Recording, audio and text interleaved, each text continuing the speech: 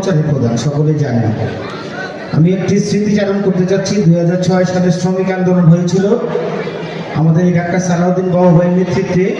সেই শ্রমিক আন্দোলন আমরা বন্ধ করেছিলাম এবং তিনি নিজে সশরীরে ফ্যান্টাসির সামনে এসে এই 10-15 হাজার শ্রমিকের সামনে তাদের দাবি আদায় করে সেই শ্রমিক আন্দোলন বন্ধ করেছিল।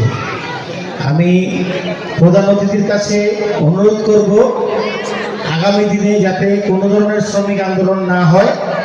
সেই শ্রমিক আন্দোলন হওয়ার পিছনে মূল কারণ কিন্তু হলো শ্রমিকদের পাওনা এবং তাদের অভিযোগগুলো বলার জায়গা থাকে না। তারা যেখানে কাজ করে সেখানে প্রশাসন এবং সেখানকার যে ব্যবস্থাপনা কমিটিতে লোক থাকে তারা তাদের সাথে খারাপ বিহেভ করে, তাদের অভিযোগগুলো শোনে না।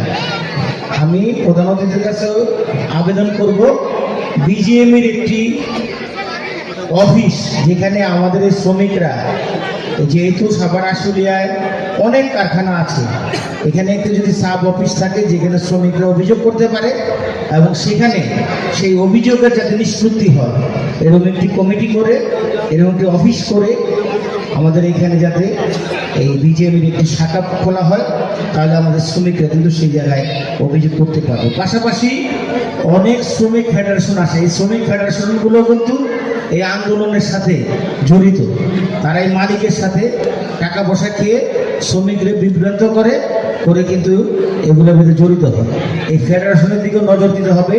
অলরেডি আমরা জানি 60-70টা ফেডারেশন আছে সাভার আশুলিয়ায়। এই ফেডারেশনগুলো শ্রমিক নির্যাতন করে, নিরীহভাবে শ্রমিক নির্যাতন করে, আমরা এটা জানি এবং থানায় কিন্তু তালিকা আছে।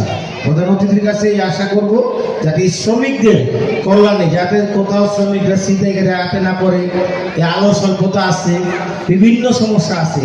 শ্রমিক বান্ধব একটি আশুলিয়া গঠন করার জন্য, শ্রমিক বান্ধব গাইচট গঠন করার জন্য আমি আমার এই প্রধান অতিথির কাছে আবেদন জানাবো।